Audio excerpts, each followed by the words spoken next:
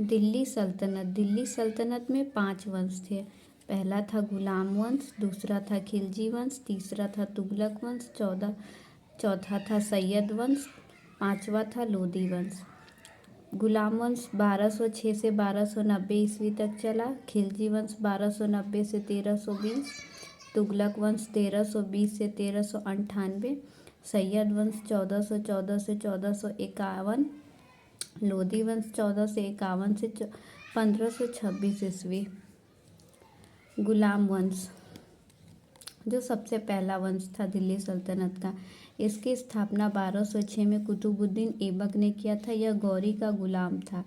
दिल्ली सल्तनत का प्रथम वंश गुलाम वंश था। इसका शासनकाल था 1206 से 1290। प्रमुख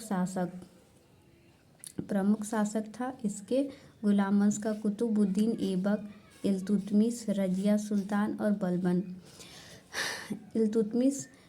कुतुबुद्दीन ऐबक जो पहला शासक था तथा इसकी मृत्यु 1210 में चौगान खेलते समय घोड़ा से गिरकर हुआ था, जिसको लाहौर में दफनाया गया था।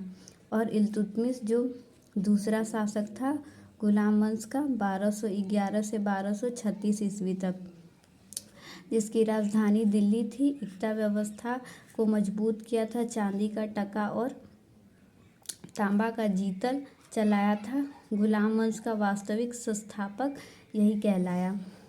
रजिया सुल्ताना 1236 से 1240 ईस्वी तक, यह तीसरी शासिका थी। प्रथम मुस्लिम महिला शासक थी जो पुरुष का वेशभूषा बनाकर दरबार लगाती थी। बलबन जो चौथा और आखिरी शासक था गुलाम वंश का 1260 से 1287 तक, इसका पूरा नाम था गयासुद्दीन बलबन। लौ और रक्त की नीति अपनाई और देव राजस्व सिद्धांत चलाया। अब पढ़ेंगे खिलजी वंश के बारे में, जो 1290 से 1320 ईस्वी तक का था। इसकी स्थापना 13 जून 1290 ईस्वी में हुई, जिसके संस्थापक थे जलालुद्दीन फिरोज खिलजी। ये बहुत उदार और दयालु थे, जो विद्रोहियों को क्षमा करना उनकी नीति थी। जिनकी राजधानी थी किलोखरी। उसके बाद आता है तुगलक वंश 1320 से 1398, इसकी स्थापना गयासुद्दीन तुगलक ने किया था। इसकी राजधानी दिल्ली थी।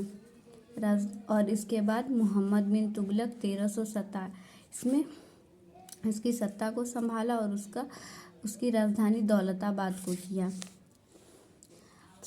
आता है सैयद वंश 1414 से 1451। इसकी स्थापना था ख्रीज खां। इसकी स्थापना किया था ख्रीज खां, जो तैमूर लंग का सेनापति था। इसकी मृत्यु 20 मई 1421 और इसके अंतिम शासक थे अलाउद्दीन अलाम शाह। सबसे आखिरी वंश लोदी वंश 1451 से 1426। स्थापना बलहोल लोदी।